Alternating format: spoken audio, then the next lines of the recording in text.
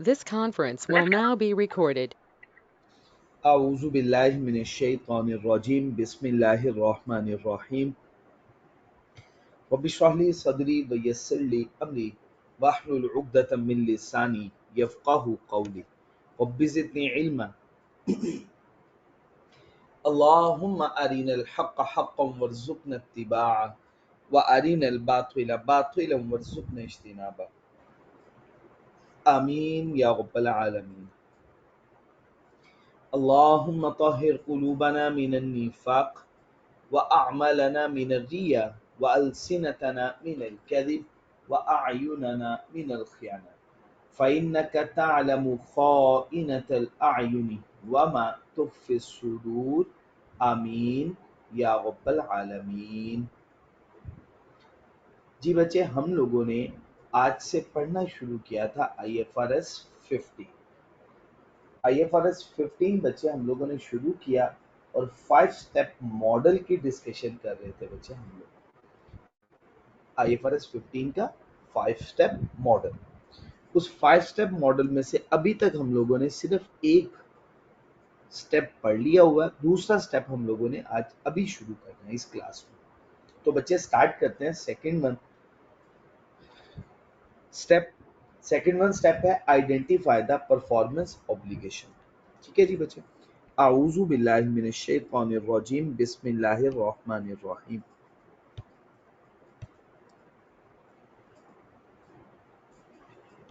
Identify the performance obligation. हमने identify करना है, किसको आइडेंटिफाई करना है? परफॉर्मेंस ऑब्लिगेशन को आइडेंटिफाई करना। That is the second step, step 2।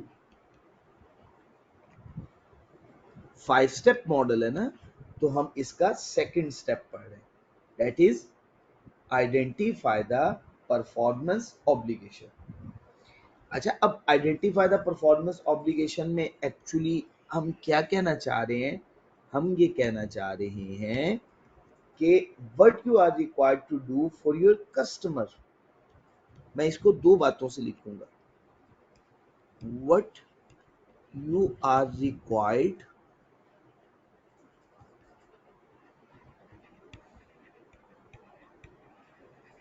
To do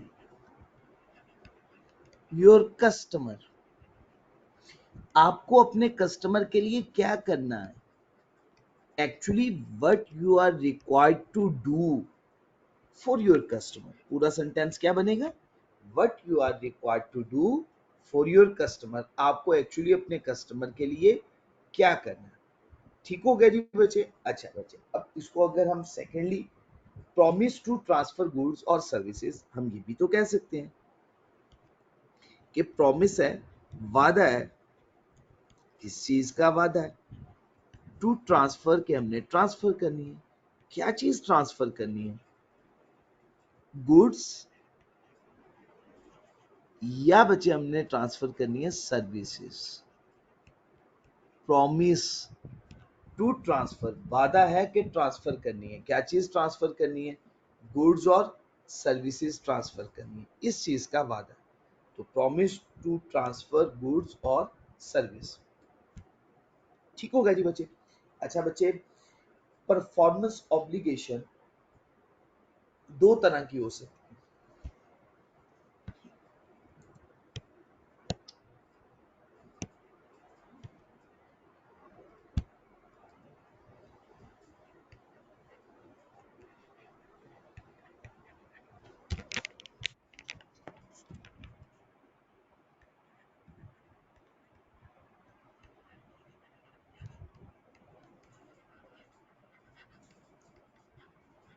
performance obligation कितनी तरह की हो सकती है बच्चे?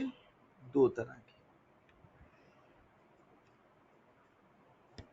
कौन सी दो तरह की? एक होती है बच्चे फर्स्ट वन, जिसे हम कहते हैं डिस्टिंक्ट गुड्स और services.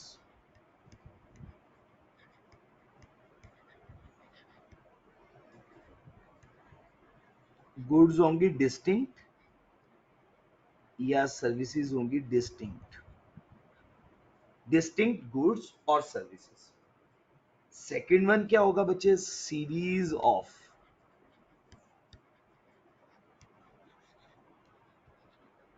Distinct goods, series of distinct goods या बच्चे सर्विसेज। इसको बच्चे हम कहते हैं, सीरीज ऑफ डिस्टिंक्ट गुड को हम कहते हैं नॉट डिस्टिंक्ट गुड्स और सर्विसेज।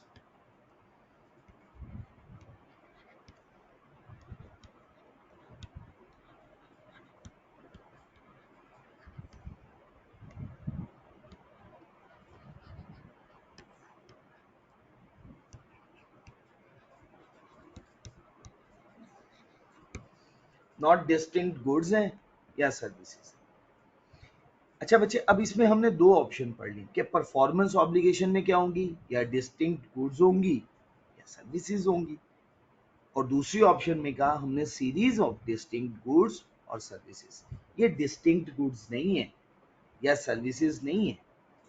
तो ये बेसिकली कॉन्सेप्ट हम लोगों ने डिस्कस करना है। तो सेकंड स्टेप में क्या है, हमने आइडेंटिफाई करनी है परफॉर्मेंस ऑब्लिगेशन।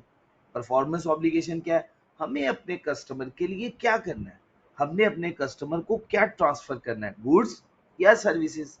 वो गुड्स या तो डिस्टिंक्ट होंगी, स्पेसिफिकली रेडीली आइडेंटिफाइबल गुड्स होंगी, जिससे customer benefit on its own obtain कर सकता है। अभी मैं आपको बताता हूँ दो क्राइटेरियाज हैं हमें ये जानने के लिए कि ये गुड्स डिस्टिंक्ट है या ये नॉट डिस्टिंक्ट है। नॉट डिस्टिंक्ट के लिए भी हम तीन एग्जांपल्स पढ़ेंगे। या सेकेंडली, मैंने आपके साथ जो बात डिस्कस की कि हमें प्रॉमिस कर लिया हमने कि हमने अपने कस्टमर को गुड्स या सर्विसेज ट्रांसफर करनी। ठीक हो गया जी बच्चे। तो इसी तरह से परफॉर्मेंस ऑब्लिगेशन दो तरह की होंगी, या डिस्टिंक्ट या नॉट डिस्टिंक्ट। तो बच्चे हम लोग जरा हैंडआउट से रेफर करते हैं बात। ठीक हो गया जी बच्चे। तो हमारा सेकंड स्टेप बच्चे क्या है, ये हमारा स्टेप 2 है। क्या है बच्चे, स्टेप 2, सेकंड वन स्टेप है ये हमारा। आइडेंटिफाई करना है हमने performance obligation. Performance obligation contract में अमूमन बताई हुई होती है, स्पेसिफाइड होती है। इसको हम कहते हैं ये एक्सप्लिसिट है। स्पेसिफाइड है तो क्या है, एक्सप्लिसिट है। बाज़-औक़ात स्पेसिफाइड नहीं होती तो फिर क्या हो जाएगी, इम्प्लाइड। ये दो बातें आपको क्लियर। परफॉर्मेंस ऑब्लिगेशन या तो स्पेसिफिक होगी, स्पेसिफाइड है, कॉन्ट्रैक्ट में बताया हुआ है। कॉन्ट्रैक्ट में अगर बताई हुई है तो वो तो एक्सप्लिसिट है, लेकिन अगर कॉन्ट्रैक्ट में नहीं बताई, इम्प्लाइड है। वो कैसे पता चलेगा इम्प्लाइड कौन सी है, बिजनेस की प्रैक्टिसेस से, या पब्लिश्ड पॉलिसी से, या कोई स्पेसिफिक स्टेटमेंट से, या कस्टमर की वैलिड एक्सपेक्टेशन की बेस पे। ठीक है, कि इस कॉन्ट्रैक्ट के तहत ये सर्विसेज प्रोवाइड की जाएंगी। कस्टमर कहता है, सॉफ्टवेयर प्रोवाइडर्स उनकी स्टेटमेंट्स है कि अगर आप हमसे सॉफ्टवेयर इंस्टॉल करेंगे तो हम 1 ईयर की services free of cost provide करते हैं। अब ये बात कॉन्ट्रैक्ट में नहीं लिखी हुई, वैलिड एक्सपेक्टेशन है कि हमने लास्ट टाइम भी उनसे सर्विसेज ली थी, उनसे इंस्टॉलेशन करवाई थी, इंस्टॉलेशन की वजह से वो 1 ईयर की फ्री सर्विसेज प्रोवाइड कर रहे थे, इस कॉन्ट्रैक्ट के तहत भी प्रोवाइड करेंगे, जबकि कॉन्ट्रैक्ट में तो ये बात नहीं लिखी, इम्प्लाइड है ये बात। ठीक हो गया जी बच्चे।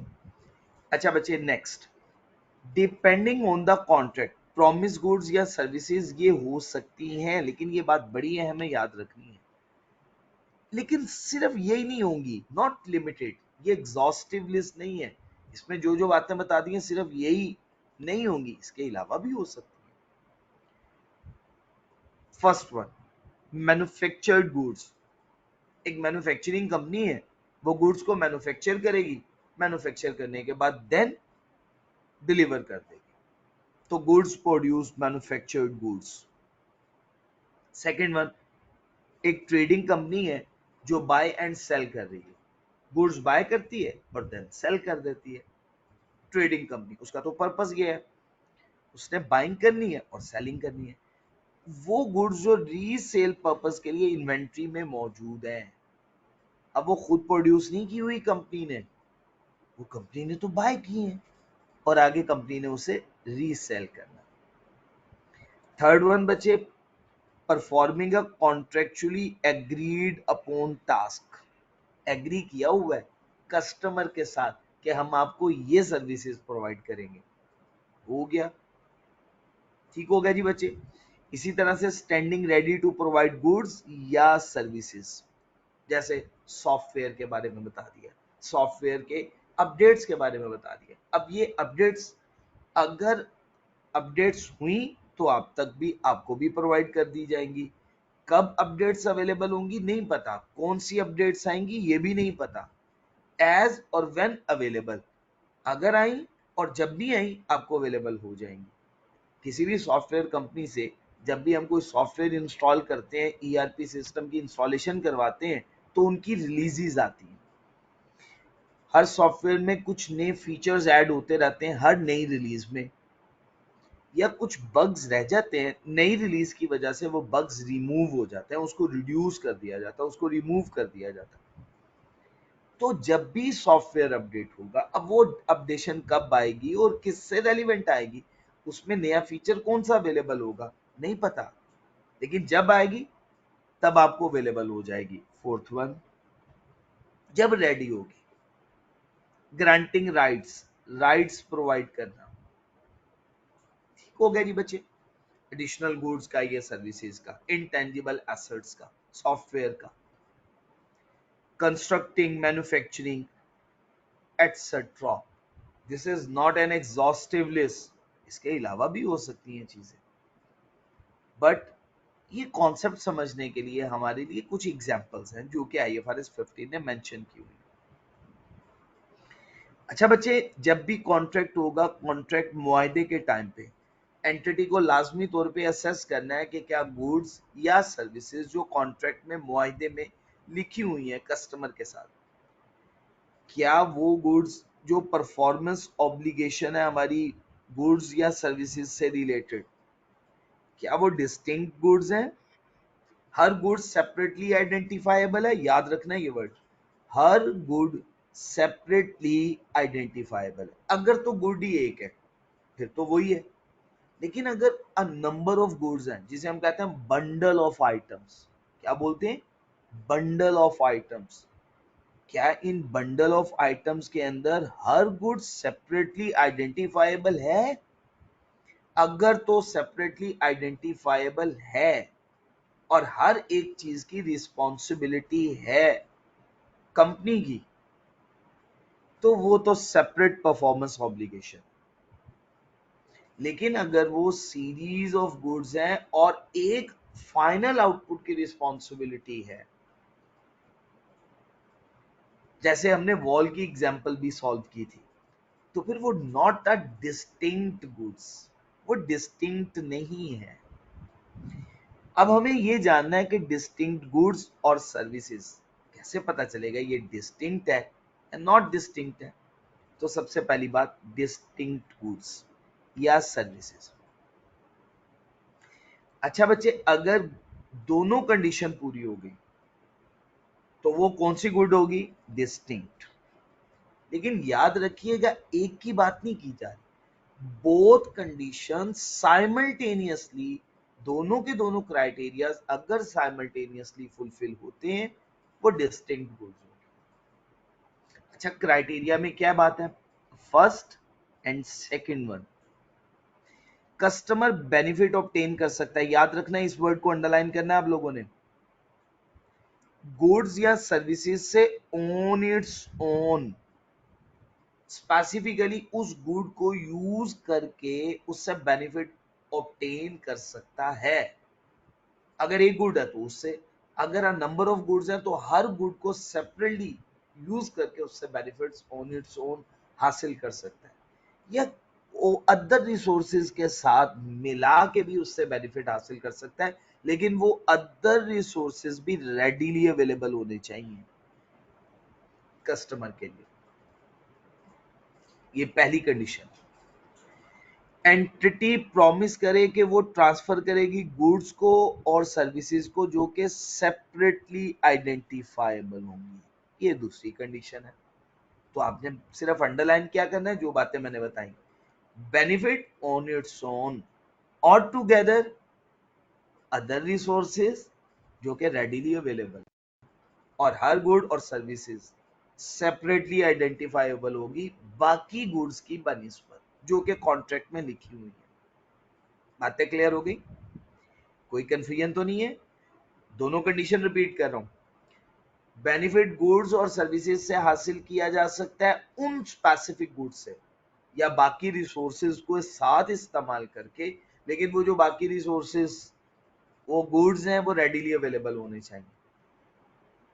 और हर गुड या हर सर्विस सेपरेटली आइडेंटिफाइबल हो बाकी गुड्स या बाकी सर्विसेज से जो कॉन्ट्रैक्ट में लिखी हुई।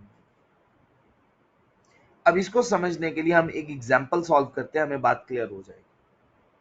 बड़े अच्छे से एग्जांपल समझिएगा, इंशाल्लाह आपको अभी बात क्लियर होने लगे। ठीक होगा जी बच्चे? बिस्मिल्लाहिर्रहमानिर्रहीम। पीको लिमिटेड सेल कर रही है 10 वॉशिंग मशीन्स। कितनी washing machines? 10।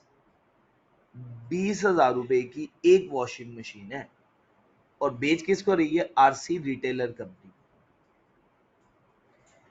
PL also provides, इसके अलावा भी कुछ कॉन्ट्रैक्ट में परफॉर्मेंस ऑब्लिगेशंस हैं। एक तो ये परफॉर्मेंस ऑब्लिगेशन हो गई ना washing machine,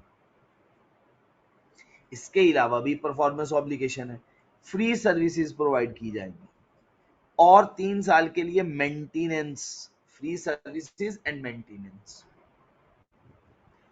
10 kilogram washing powder भी हर महीने प्रोवाइड किया जाएगा अगले 18 महीनों तक। डिस्काउंट वाउचर भी दिया जाएगा जिसमें 50% डिस्काउंट मिलेगा जब भी अगली खरीदारी करेंगे, और अगली खरीदारी आपने 6 महीनों के अंदर अंदर करेंगे तो डिस्काउंट मिलेगा, अगर 6 महीनों के बाद की तो फिर डिस्काउंट अवेलेबल नहीं होगा। अब आपके सामने इंफॉर्मेशन है, मैं दोबारा बता रहा हूं। कॉन्ट्रैक्ट में 4 बातें लिखी हुई। 10 वॉशिंग मशीन 20,000 रुपए की आपको मिलेंगी। वॉशिंग मशीन के साथ कुछ एडिशनल बेनिफिट्स क्या मिल रहे हैं? 3 साल के लिए अगर वॉशिंग मशीन खराब हो गई, इसकी रिपेयर एंड मेंटेनेंस की जरूरत पड़ गई, फ्री ऑफ कॉस्ट की सर्विस मिलेगी आपको अगले 3 सालों तक। इस मशीन के साथ 10 केजी वॉशिंग पाउडर में मिलेगा और 18 महीनों तक मिलेगा, हर महीने 10 किलोग्राम। 10 किलोग्राम वॉशिंग पाउडर हर महीने मिलेगा अगले 18 महीनों तक। डिस्काउंट वाउचर मिलेगा अगली परचेजेस जब भी करेंगे, 50% डिस्काउंट मिलेगा, लेकिन वो परचेजेस 6 माह के अंदर अंदर करनी होंगी। अब ये आपके सामने इंफॉर्मेशन आपसे कहा जा रहा है आइडेंटिफाई करें परफॉर्मेंस ऑब्लिगेशन। आइडेंटिफाई करनी है सेपरेट परफॉर्मेंस ऑब्लिगेशन जो डिस्टिंक्ट। अब आपने बताना है मुझे क्या सर्विसेज वॉशिंग मशीन के साथ बिल्कुल साथ एम्बेडेड है, अलहदा से हासिल नहीं की जा सकती। बिल्कुल, वॉशिंग मशीन अलहदा, परफॉर्मेंस ऑब्लिगेशन है, सर्विसेज मेंटेनेंस अलहदा परफॉर्मेंस ऑब्लिगेशन, सेपरेटली आइडेंटिफाइबल है, डिस्टिंक्ट है, ओन इट्स ओन इसका बेनिफिट लिया जा सकता है। अगर मैं सिर्फ सर्विस का बेनिफिट लेना चाहता हूं, ओन इट्स ओन ऑब्टेन किया जा सकता है। बिल्कुल ठीक हो गया। ये पहली परफॉर्मेंस ऑब्लिगेशन है तो ये सेकंड वन परफॉर्मेंस ऑब्लिगेशन। बिल्कुल ठीक हो गया, एक्सीलेंट, बिल्कुल सही जवाब दिया। अच्छा बच्चे, अगला अगला point, 10 KG of washing powder. क्या बताएं मुझे, ये सेपरेट परफॉर्मेंस ऑब्लिगेशन नहीं है? बिल्कुल ठीक हो गया, शाबाश। ओन इट्स ओन इसका बेनिफिट भी लिया जा सकता है, ये भी सेपरेट परफॉर्मेंस ऑब्लिगेशन है, इसका भी क्या हासिल किया जा सकता है? बेनिफिट, सेपरेट बेनिफिट ऑब्टेन किया जा सकता है। अच्छा बच्चे, फोर्थ वन, डिस्काउंट वाउचर। बिल्कुल ठीक हो गया, डिस्काउंट वाउचर भी क्या होगा? ऑन इट्स ओन इसका भी बेनिफिट ऑब्टेन किया जा सकता है। अच्छा, मैं अब जरा इसको सॉल्व करता हूं इस क्वेश्चन को। जी बच्चे, हमारे सामने 4 ऑप्शंस आ गए। फर्स्ट वन आंसर है एग्जाम्पल का, एग्जाम्पल नंबर 5। जहां बच्चे आपको बात समझ में ना आए मेरे से उसी वक्त आपने पूछना। सबसे पहला बच्चे, delivery of washing machine. Delivery होगी किसकी बच्चे? वॉशिंग मशीन की।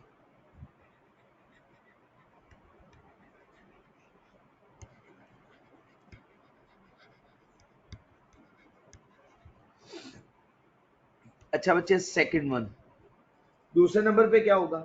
सर्विस और मेंटेनेंस।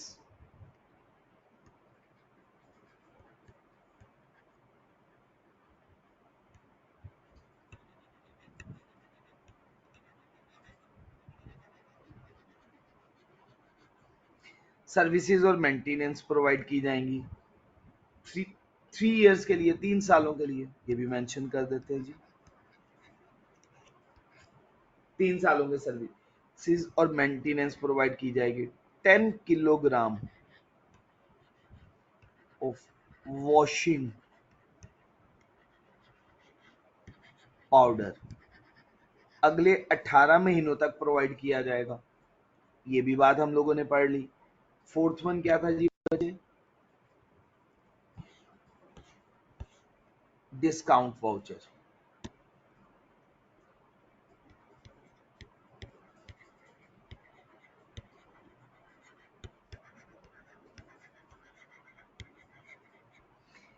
अच्छा बच्चे ये आपके सामने परफॉर्मेंस ऑब्लिगेशंस आ गई।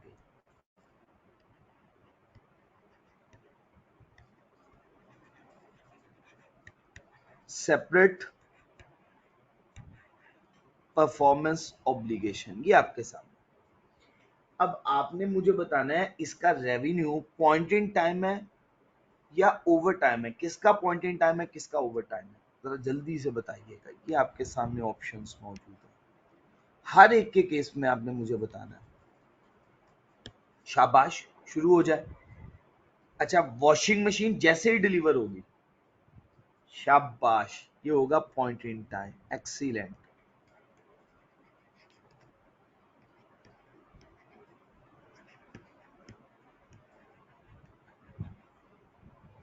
क्या हो गया? Point in time. अच्छा, अब मुझे बताइएगा services and maintenance 3 years, point in time, over time. अब ऐसा आप कोशिश करें, बताएं बाकी लोग भी। शाबाश, ओवर टाइम, बिल्कुल ठीक हो गया जी, ओवर टाइम। क्योंकि 3 साल तक है, ठीक है ना, सर्विसेज और मेंटेनेंस। इसी तरह से 10 kg वॉशिंग पाउडर एक ही दफा नहीं मिल जाना, एक ही दफा नहीं डिलीवर कर देना अपने कस्टमर को, कस्टमर को एक ही टाइम पे नहीं मिल जाना। ये भी क्या हो गया? Over time. एक्सीलेंट, बिल्कुल ठीक हो गया, अल्हम्दुलिल्लाह। और बच्चे लास्ट वन, डिस्काउंट वाउचर। एक ही परचेज के लिए आप वाउचर उसी वक्त प्रोवाइड कर देंगे। बिल्कुल ठीक हो गया जी, शाबाश।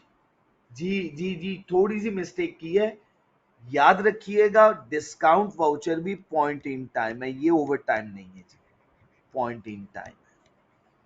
ये अपनी करेक्शन कर लीजिएगा जी, ठीक है जी। रिस्पॉन्स मुझे मिला था, लेकिन याद रखिएगा ये पॉइंट इन टाइम है। मैं मेंशन कर रहा हूं again, point in time, point in time, और ये दोनों ओवर टाइम, ये दोनों बातें क्लियर हो गया जी बच्चे। तो बच्चे ये एग्जांपल हमने सॉल्व की जिसने हमें बता दिया कि distinct goods, separately identifiable goods, जो कॉन्ट्रैक्ट में बाकी गुड्स की निस्बत सेपरेटली आइडेंटिफाइबल। ठीक हो गया जी बच्चे, यहां तक कोई प्रॉब्लम तो नहीं? नो डिस्टिंक्ट गुड्स के बारे में भी बच्चे हम लोग कुछ बातें डिस्कस करते हैं। आऊज़ु बिल्लाहि मिनश शैतानिर रजीम, बिस्मिल्लाहिर रहमानिर रहीम। ये बात अब हम पढ़ने वाले हैं बच्चे। नॉट डिस्टिंक्ट गुड्स या सर्विसेज, दो या दो से ज्यादा ऐसी गुड्स जो ट्रांसफर की जाएंगी कस्टमर को, नॉट सेपरेटली आइडेंटिफाइबल है, सेपरेटली आइडेंटिफाइबल नहीं है। अब अगेन उसी तरह से या एवरेज 15 ने एग्जाम्पल्स कुछ मेंशन किए, सिर्फ ऐसा नहीं है कि ये सिर्फ एग्जाम्पल्स होंगी, बहुत सारी और एग्जाम्पल्स भी हैं, ये तो सिर्फ समझाने के लिए कुछ एग्जाम्पल्स मेंशन कर दी। एंटिटी प्रोवाइड करता है significant services integrating the goods और सर्विसेज। इंटीग्रेट करना है, मिलाना है गुड्स और सर्विसेज को अदर गुड्स और सर्विसेज के साथ, लेकिन वो जो इंटीग्रेशन के रिजल्ट्स में गुड्स बनेगी वो सेपरेटली आइडेंटिफाइबल कॉन्ट्रैक्ट में नहीं है, वो एक ही रिस्पॉन्सिबिलिटी है, वो कंबाइंड आउटपुट प्रोवाइड करेगी। जैसे गाड़ी खरीद रहे हैं, टायर्स नहीं खरीद रहे, एक फाइनल आउटपुट हमें मिलेगा। वॉल बनवा रहे हैं, ईंटें ब्रिक्स नहीं, ठीक हो गया। और भी बहुत सारी चीजें उसमें, शटरिंग और भी इनपुट के है, हमारे फाइनल आउटपुट की रिस्पॉन्सिबिलिटी, ठीक हो गया जी बच्चे। एक या एक से ज्यादा गुड्स जो सिग्निफिकेंटली मॉडिफाई कर दे या कस्टमाइज कर दे, वन या उससे ज्यादा गुड्स को जो कॉन्ट्रैक्ट में प्रॉमिस की गई है, अब वो भी सेपरेटली आइडेंटिफाइबल नहीं। और गुड्स और सर्विसेज जो हाईली इंटरडिपेंडेंट होंगी, हाईली इंटर रिलेटेड होंगी दूसरी गुड्स के साथ। जैसे आपने वॉल मैन्युफैक्चर बनाने के बाद, कंस्ट्रक्ट करने के बाद, बिल्ड करने के बाद उस पे आपने व्हाइट वॉश भी करना है, आपने उस पे टाइल्स भी लगानी है। मुझे टाइल्स लगा के आपने वॉल या आपने दीवार या आपने कमरा मुझे तैयार करके देना है। अब उसमें सबसे पहला काम होगा, उसमें प्लास्टर होगा, फिर उसके बाद उसके ऊपर टाइल्स लगेगी, ये फाइनल आउटपुट की रिस्पॉन्सिबिलिटी है। तो ये इसमें स्टेप्स इनपुट के कंसीडर नहीं होंगे, जो फाइनल रिस्पॉन्सिबिलिटी है उसको कंसीडर किया जाएगा, नॉट डिस्टिंक्ट गुड्स, ठीक हो गया। ये highly interdependent, highly inter related goods बन जाएंगे। इसके लिए हम एग्जांपल 6 सॉल्व करते हैं और इससे नेक्स्ट वन एग्जांपल आपका होमवर्क होगा। बहुत ही सिंपल सी एग्जांपल है, मैं आपके साथ अभी असाइनमेंट भी शेयर कर देता हूं। ये हो गई है रेडी। आऊज़ु बिल्लाहि मिनश शैतानिर रजीम, बिस्मिल्लाहिर रहमानिर रहीम। एक एंटिटी है सॉफ्टवेयर डेवलपर। बड़े अच्छे से इस क्वेश्चन को समझिएगा। अगेन करना क्या है, हमने परफॉर्मेंस ऑब्लिगेशन के बारे में बताना है, ये हमारी रिस्पॉन्सिबिलिटी। एक सॉफ्टवेयर डेवलपर है, जरा अच्छे से समझिएगा और इस क्वेश्चन को सॉल्व कीजिएगा।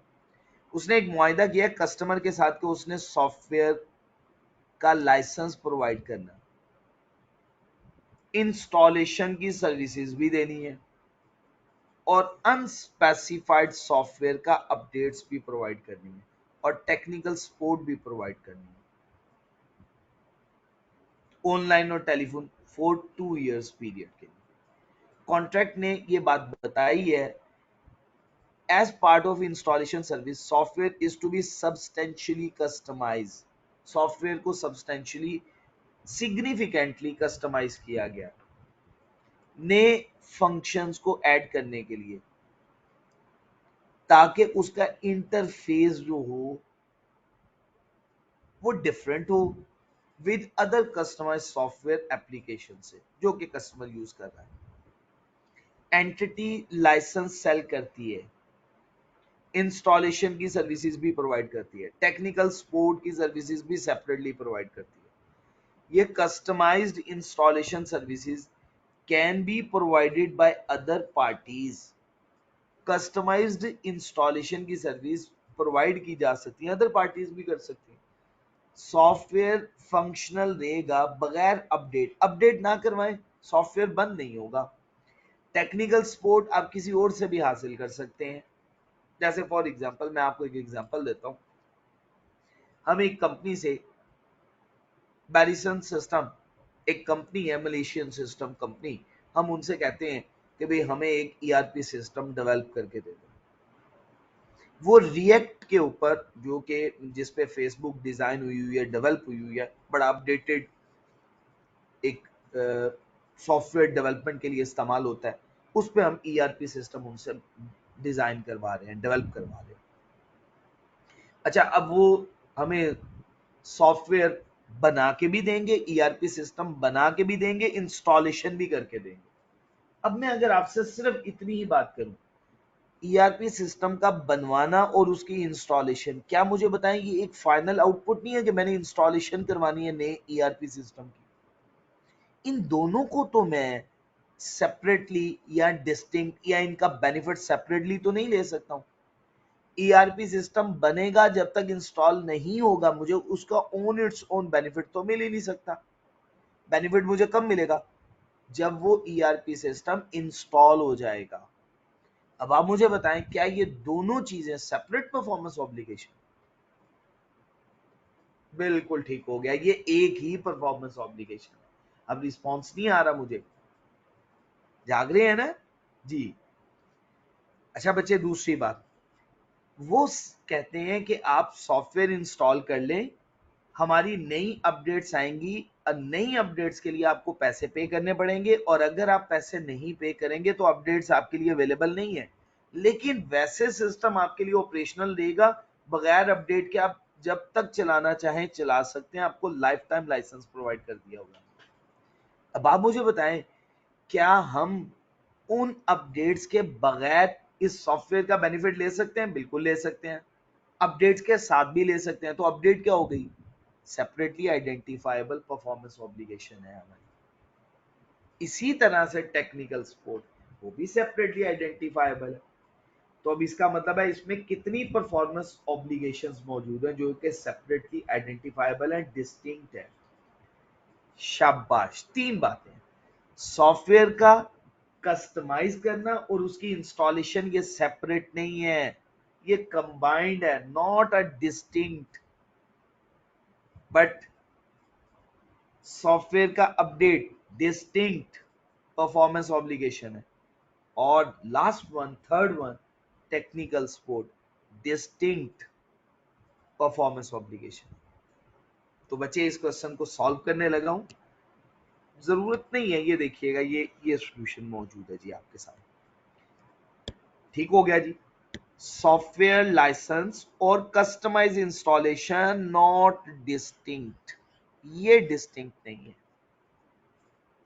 बाकी तीन परफॉर्मेंस ऑब्लिगेशन है। पहली, कस्टमाइज करना इंस्टॉलेशन सर्विस, ये एक कंसीडर होगी।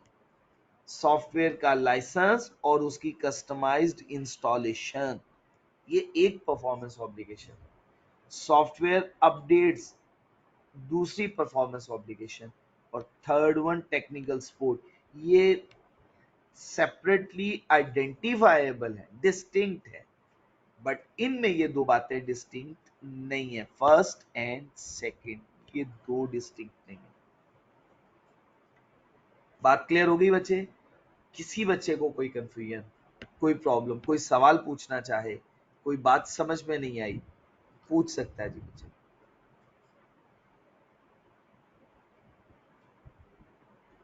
ठीक हो गया जी बच्चे? यहां तक कोई प्रॉब्लम, कोई कंफ्यूजन? सबको समझ आ गई? चले जी, अल्लाह का शुक्र है, अल्हम्दुलिल्लाह अल्हम्दुलिल्लाह। अच्छा बच्चे, ये आपका होमवर्क है, क्वेश्चन एग्जाम्पल नंबर 7, ये आपने खुद से सॉल्व करना। ठीक हो गया जी बच्चे? ये अब आपका होमवर्क है, बहुत ही सिंपल सा क्वेश्चन। हमारा अगला स्टेप आ गया, ट्रांजैक्शन प्राइस। क्या है जी? डिटरमिन करना ट्रांजैक्शन प्राइस को। अच्छा, डिटरमिन करना ट्रांजैक्शन प्राइस को, ट्रांजैक्शन प्राइस को हमने डिटरमिन करना। इसके लिए ना तीन बातें याद रखिएगा, मैं यहीं से आपको रेफर करवा देता हूँ। पहली बात तो ये है, अमाउंट ऑफ कंसीडरेशन, अंडरलाइन कर लीजिएगा। पहली बात क्या है? Amount of consideration. ठीक हो गया? किसके बदले में? In exchange for transferring promise goods और सर्विसेज, बदले में जो गुड्स और सर्विसेज ट्रांसफर करेंगे आप कस्टमर को, उसके बदले में जो अमाउंट ऑफ कंसीडरेशन आपको रिसीव होगी, वो अमाउंट ऑफ कंसीडरेशन आपको जो रिसीव होगी उसे हम बोलेंगे ट्रांजैक्शन प्राइस। समझ आ गई है? इस कॉन्ट्रैक्ट की सूरत में जो अमाउंट ऑफ कंसीडरेशन आपको रिसीव होगी, जो अमाउंट ऑफ कंसीडरेशन आपको रिसीव होगी, वो अमाउंट ऑफ कंसीडरेशन वो किस बदले में मिल रही है आपको? In exchange for transferring promise goods और सर्विसेज, जो आप कस्टमर को गुड्स और सर्विसेज ट्रांसफर कर रहे हैं। लेकिन याद रखिएगा उसमें ये चीज शामिल नहीं होगी। क्या चीज शामिल नहीं होगी? जो आपने अमाउंट किसी और पार्टी के बिहाफ पे कलेक्ट कर ली, जैसे फेडरल एक्साइज ड्यूटी, जैसे सेल्स टैक्स वगैरह या वैट वगैरह, एफबीआर के बिहाफ पे आप आउटपुट टैक्स कलेक्ट करते हैं ना, वो तो आपने आगे फर्दर पे कर देना है, वो तो आपकी सेल्स टैक्स की लायबिलिटी है, वो आपने अपनी ट्रांजैक्शन प्राइस में शामिल नहीं करना। अब जब एंट्री पोस्ट करते हैं सेल्स टैक्स के लिए, तो आप क्या एंट्री पोस्ट करते हैं? सेल्स की एंट्री क्या पोस्ट करते हैं बच्चे? आप एंट्री पोस्ट करते हैं, लेट्स सपोज एक 100 रुपए की प्रोडक्ट आपने 18 रुपए टैक्स वसूल करके बच्चे 118 रुपए लिए, लेकिन आप रेवेन्यू जब रिकॉर्ड करेंगे तो क्या रेवेन्यू 118 रुपए पे रिकॉर्ड करना है बच्चे? शाबाश, 100 पे। और ये तो आपकी सेल्स टैक्स की लायबिलिटी है, ये आपने सेल्स टैक्स अदा करना है। थर्ड पार्टी के बिहाफ पे आपने 18 रुपए कलेक्ट किए हुए। एनालिसिस क्या होगा? एक तरफ एसेट बढ़ गया, एक तरफ रेवेन्यू बढ़ गया, और ये आपकी लायबिलिटी इंक्रीज हो गई है। ये आपने थर्ड पार्टी के बिहाफ पे पैसे कलेक्ट किए हुए हैं, ये तो आपने उनको पे करने हैं। ये आपकी ट्रांजैक्शन प्राइस नहीं है, आपकी ट्रांजैक्शन प्राइस है ये 100 rupees in exchange for transferring goods और सर्विसेज, एक्सक्लूडिंग वो अमाउंट जो आप थर्ड पार्टी के बिहाफ पे कलेक्ट करेंगे। मुझे बताइएगा इस डेफिनेशन में कोई कंफ्यूजन, कोई प्रॉब्लम? जो बात आपको नहीं समझ में आई पूछ सकते हैं बच्चे आप लोग। ठीक हो गया जी बच्चे? चले जी, बिस्मिल्लाहिर्रहमानिर्रहीम। अच्छा बच्चे, जो कंसीडरेशन प्रॉमिस की जाएगी कॉन्ट्रैक्ट के अंदर, वो फिक्स भी हो सकती है, वो वेरिएबल अमाउंट भी हो सकती है, ये दोनों हो सकती है, फिक्स भी और वेरिएबल भी, कुछ हिस्सा फिक्स कुछ हिस्सा वेरिएबल। ठीक हो गया? जो कॉन्ट्रैक्ट के अंदर ट्रांजैक्शन की प्राइस होगी वो फिक्स अमाउंट भी हो सकती है, वो वेरिएबल अमाउंट भी हो सकती है, या वो दोनों, इन दोनों का कॉम्बिनेशन भी हो सकता है। ठीक है? अब हमने क्या करना है? कॉन्ट्रैक्ट के अंदर जो ट्रांजैक्शन प्राइस है उसको डिटरमिन करना है कि ट्रांजैक्शन प्राइस एक्चुअली है कितनी। ठीक हो गया? नेचर, टाइमिंग और अमाउंट ऑफ कंसीडरेशन जो कि promise by a customer, customer के साथ प्रॉमिस किया गया।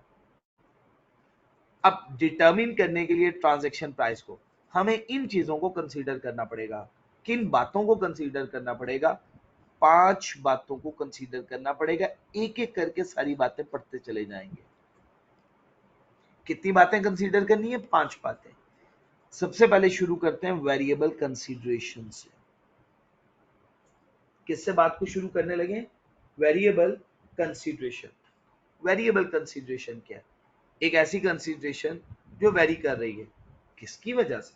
डिस्काउंट की वजह से, रिफंड की वजह से, प्राइस की कंसेशन की वजह से, बोनस की वजह से, परफॉर्मेंस की वजह से, मतलब कंटिंजेंट है। क्या है? कंटिंजेंट।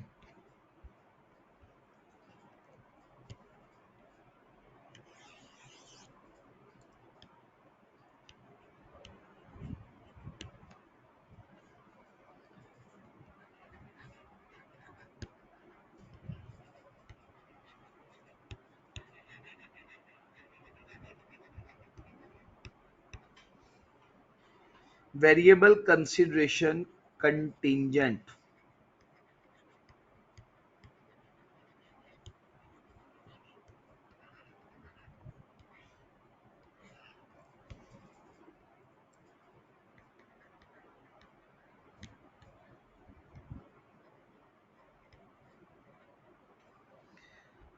ऑन द अक्रंस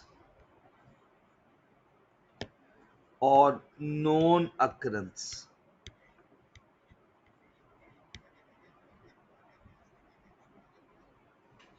किसी इवेंट का अकर होना या किसी इवेंट का अकर ना होना, तो इसको हम अगर कंप्लीट करना चाहें तो contingent on future event. Contingent on the occurrence और non occurrence of future events. ठीक है जी बच्चे, कि वो अकर हो जाए फर्स्ट वन ये ऑप्शन हो सकती है उसकी अकरेंस पे हो जाए या उसकी नॉन अकरेंस पे हो जाए कि अगर वो इवेंट ना हुआ। एंटिटी एस्टिमेट करेगी वेरिएबल कंसीडरेशन को, तो ये बात अगली, वेरिएबल कंसीडरेशन को क्या करना है बच्चे, एस्टिमेट।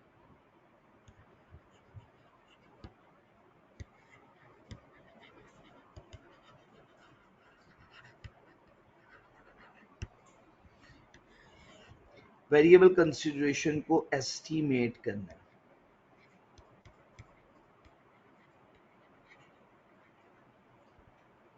अब वेरिएबल कंसीडरेशन को एस्टिमेट करने के लिए हम दो मेथड यूज करते हैं।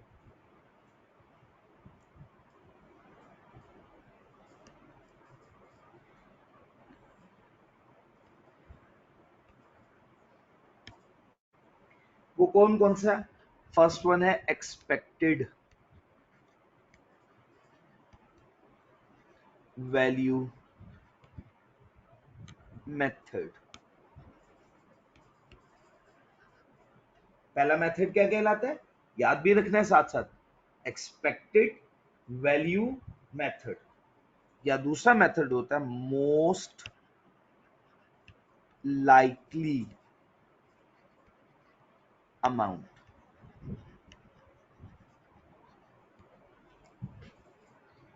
एक्सपेक्टेड वैल्यू मेथड या दूसरा क्या होगा, मोस्ट लाइकली अमाउंट।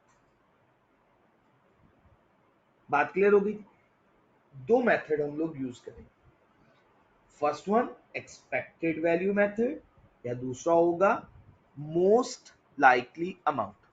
अच्छा बच्चे, एक्सपेक्टेड वैल्यू मेथड के अंदर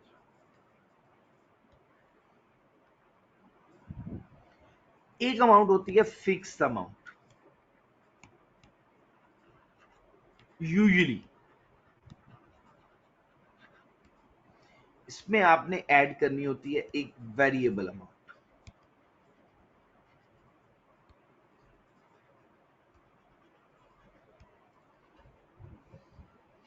वेरिएबल अमाउंट को हम किस तरह से कैलकुलेट करेंगे, अमाउंट मल्टीप्लाई बाय परसेंटेज।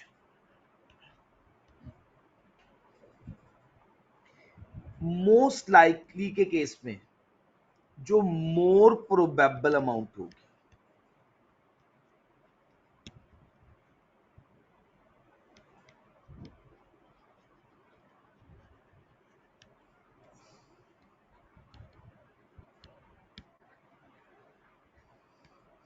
उसको कंसीडर कर लिया जाएगा।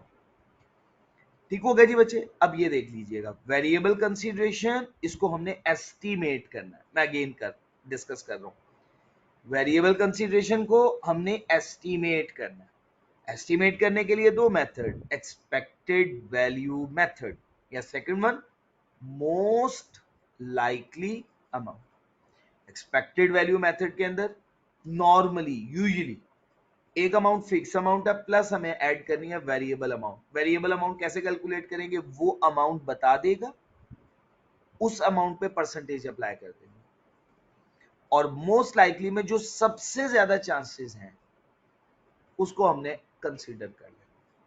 ठीक है, वो पूरी अमाउंट कंसीडर करनी है, उस पर परसेंटेज अप्लाई नहीं करनी।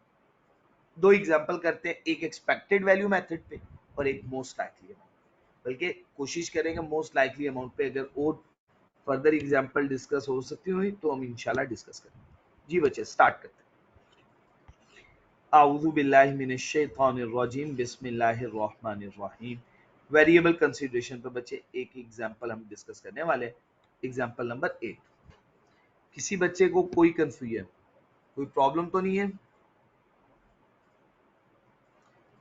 जी बच्चे, बिस्मिल्लाहिर्रहमानिर्रहीम। ठीक हो गया जी साहिब साहब, इंशाल्लाह इंशाल्लाह जितनी देर आप कहेंगे हम लोग मौजूद हैं, कोई टेंशन की बात नहीं। ठीक है ना। एग्जाम्पल नंबर 8 में बच्चे, तैयब कंपनी ने एक कॉन्ट्रैक्ट किया कि उसने बिल्ड करनी है एक ऑयल रिग, ऑयल का कुआं, 100 मिलियन। अगर ऑयल रिग टाइम पे मुकम्मल ना हुई ना 20 मिलियन की पेनल्टी चार्ज की जाएगी। इसका मतलब क्या है, अगर वक्त पे देखें, अब जरा सुनिएगा, बात जरा सुननी है। अच्छा, अब यहाँ पे हम कॉन्ट्रैक्ट की दो सिचुएशन बना लेते हैं। सेकंड वन, अगर तो ऑन टाइम मुकम्मल हो गया तो रेवेन्यू होगा 100 मिलियन का। अगर तो वक्त पे पूरा ना हुआ, डिले हो गया, तो 100 मिलियन में से 20 मिलियन की पेनल्टी चार्ज हो जाएगी। बाकी रेवेन्यू कितने से रिकॉर्ड होगा, 80 मिलियन का। अब इसमें से मैं अगर आपसे सवाल पूछूं फिक्स अमाउंट कितनी है, वो तो 80 है, वो तो मिलनी मिलनी है हर सूरत। वेरिएबल पोर्शन कितना हुआ, जरा सोच के मुझे बताइएगा। देखें, रेवेन्यू की अगर मैं आपसे सवाल पूछूं, अब ये याद रखना, कंफ्यूजन नहीं लेनी। रेवेन्यू पे अगर मैं बात करूं तो रेवेन्यू में एक अमाउंट है फिक्स, वो तो मिलनी मिलनी है, दोनों केसेस में मौजूद है, वो है 80। वेरिएबल पोर्शन कितना है, शाबाश, जिस पे हमें एस्टिमेट करना है वो है 20। देखिए, इस 100 के भी अगर मैं टुकड़े कर लेता हूं, 80 और 20, ये वेरिएबल पोर्शन है हमारा। अगर डिले हुआ तो 20 मिलियन नहीं मिलेगा, 80 तो मिलना ही मिलना है। वक्त पे करें पूरा तब भी 80 मिलना है, डिले करके करें तब भी 80 मिलना है, लेकिन 20 मिलना है या नहीं मिलना। अगर वक्त पे किया तो 20 भी मिलेगा, वक्त पे ना किया तो 20 नहीं मिलेगा। मुझे बताना है ये आप लोगों को बात समझ में आई है या नहीं समझ में आई। साइम साहब, बाकी सब लोग, मोहम्मद जैद साहब, अहमद सदीकी साहब, बच्चे जितने भी लोग क्लास में मौजूद हैं, अरहम साहब, असद अली साहब, सब लोगों को बात क्लियर हो गई। चलें जी, अल्लाह ताला आप सब लोगों को कामयाब करे। अच्छा बच्चे, अब जरा आप लोगों ने इस बात को समझना है। तैयब कंपनी बिल्ड करती है सिमिलर ऑयल रिग्स पहले भी, और 90% चांस है कि ये वक्त पे मुकम्मल हो जाएगा, ऑन टाइम मुकम्मल हो जाएगा। कितने परसेंट चांसेस है, 90%, मोस्ट लाइकली। अभी फिल वक्त मैं वैसे वर्ड बोल रहा हूँ जी बच्चे। Briefly discuss how Tayyab company should measure transaction price. शाबाश, बिल्कुल सही हो गया जी। चलें जी, अब जरा देखें, दो पॉसिबल आउटकम है। 100 मिलियन अगर वक्त पे मुकम्मल हो गया ऑन टाइम तो 100 मिलियन, वक्त पे मुकम्मल ना हुआ, डिले हो गया तो 80 मिलियन।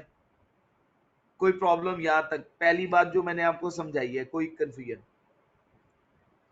अगर मोस्ट लाइकली अमाउंट का मेथड यूज करें तो आप मुझे बताएं रेवेन्यू कितने से रिकॉस्ट होगा। मोस्ट लाइकली, शाबाश शाबाश, हिंट मिल गया। मोस्ट लाइकली 90% चांसेस है वक्त पे। अब अगर वो कह देता 90% चांसेस है कि वक्त पे नहीं होगा, डिले होगा, तो फिर हमने 80 से रिकॉर्ड करना था।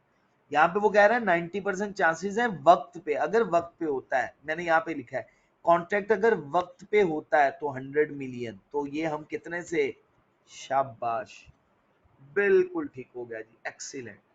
कोई प्रॉब्लम तो नहीं है बच्चे? आपको ये समझ में आई कि वेरिएबल कंसीडरेशन क्या है? ठीक हो गया जी, यहां तक कोई प्रॉब्लम? चले जी बच्चे, next example number 8। Example number 8 discuss करने लगे। बहुत ही इंटरेस्टिंग, बहुत ही आसान सा। एक एंटिटी ने कॉन्ट्रैक्ट किया कस्टमर के साथ कि उसने 1 मिलियन का एसेट बिल्ड करना है। इसके साथ साथ टर्म्स ऑफ द कॉन्ट्रैक्ट ये है कि 100,000 की पेनल्टी चार्ज की जाएगी अगर कंस्ट्रक्शन वक्त पे मुकम्मल ना हुई। और वक्त कितना है, 3 माह के अंदर अंदर। फ्यूचर इवेंट जिसका होना या ना होना कंफर्म नहीं है, अनसर्टन है, ये वेरिएबल कंसीडरेशन। ठीक हो गया जी? अच्छा जी बच्चे, using the expected value approach determine करें ट्रांजैक्शन प्राइस। अगर 40% चांसेस हो कि कॉन्ट्रैक्ट वक्त पे मुकम्मल होगा, 60% चांसेस हो कि ये डिले हो जाएगा 3 से 5 दिन तक, वो चाहे एक दिन भी डिले हो, 3 माह के अंदर अंदर नहीं बनेगा।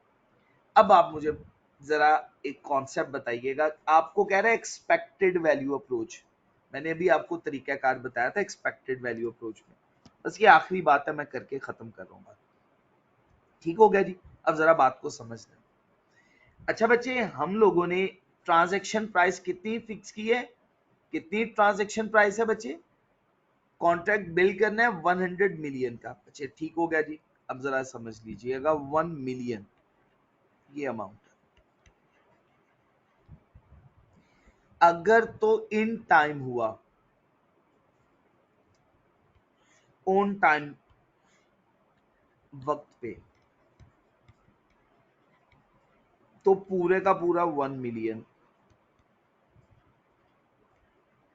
अगर डिले हो गया तो 900,000। ये मैंने लिख दिया, अब आपको बात जाननी है। मुझे अब आपने बताना है एक्सपेक्टेड वैल्यू मेथड अब यूज करने लगे हैं।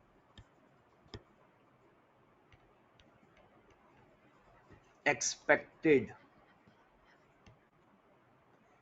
अच्छा बच्चे मुझे बताइएगा फिक्स कितना है जो दोनों केसेस में है, जो वेरिएबल नहीं है। देखिए 900,000 हमें इस केस में मिल रहा है, और 900,000 अगर इसके मैं दो टुकड़े कर लूं तो 900,000 तो मुझे इस केस में भी मिल रहा है। लेकिन जो फाइन था 100,000 का वो मुझे इस केस में नहीं देना पड़ा। तो कौन सी अमाउंट है जिसके ऊपर वेरिएबल नहीं है? शाबाश, 900,000। एक्सीलेंट, कोई प्रॉब्लम नहीं है आप सब लोगों को। सब लोगों को बात समझ में आ गई। अच्छा बच्चे, अब वेरिएबल का पोर्शन कितना बना? वेरिएबल का पोर्शन है बच्चे 100,000। मैंने आपको कहा था इसको कैलकुलेट कैसे करना है, इसको परसेंटेज से मल्टीप्लाई करना है। अब परसेंटेज से मल्टीप्लाई करना है, याद करें मैंने अभी आपको लिख के दिया है। परसेंटेज क्या है? 60% चांसेस है कि डिले होगा, और अगर डिले होगा तो ये परसेंटेज हमें दे दी उसने। कितने परसेंट चांसेस है? 60% चांसेस है कि ये क्या हो जाएगा, डिले हो जाएगा। अगर डिले होगा तो फिर तो पैसे नहीं मिलेंगे। कितने परसेंट चांसेस हैं कि वक्त पे पूरा हो जाएगा? 40% चांसेस है। ये वाली परसेंटेज तो हमने यूज नहीं करनी, हमने तो ये वाली वक्त वाली करनी है ताकि हम रेवेन्यू रिकॉर्ड कर सके। तो हमने क्या, 40% चांसेस हैं कि वक्त पे मुकम्मल हो जाएगा। तो बचे 100,000 का 40,000 वेरिएबल, ये हमने एस्टीमेट कर लिया।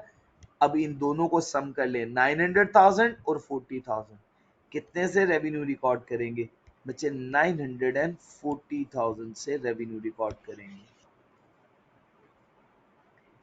जी बच्चे, अब ये देख लीजिएगा, consideration promise in the contract include एक फिक्स अमाउंट, वो 900,000 की है। वेरिएबल अमाउंट 100,000 की है। इसमें पेनल्टी अराइज हो गई है कि अगर वक्त पर पूरा ना हुआ। 900,000 तो मिलेगा ही मिलेगा, वो तो फिक्स है, दोनों केसेस में होगा। लेकिन 40% चांसेस है कि वक्त पे पूरा हो जाएगा, और 40% चांसेस है कि 100,000 भी रिकवर हो जाएगा। लेकिन एक्सपेक्टेड मेथड में मैंने आपको बताया था फिक्स प्लस वेरिएबल करके हम लेते हैं। तो ये टोटल फिगर कितनी हो जाएगी? 940,000। जी बच्चे, बात समझ में आ गई? सब लोगों को कोई कंफ्यूजन तो नहीं है? सब लोगों को बात समझा पाए हूं? चलें जी बच्चे, ठीक हो गया जी। अल्लाह ताला आप सब लोगों को कामयाब करे। इंशाल्लाह इससे नेक्स्ट हम क्लास में डिस्कस करेंगे कल की। अल्लाह ताला आप सब लोगों को कामयाब करे। अपना ख्याल रखिएगा, मुझे दुआ में याद रखिएगा। सुब्हानक अल्लाहुम्मा व बिहम्दिक, अशहदु अल्ला इलाहा इल्ला अंता, अस्तगफिरुका व अतूबु इलैक। अस्सलामु अलैकुम व रहमतुल्लाहि व बरकातुहू।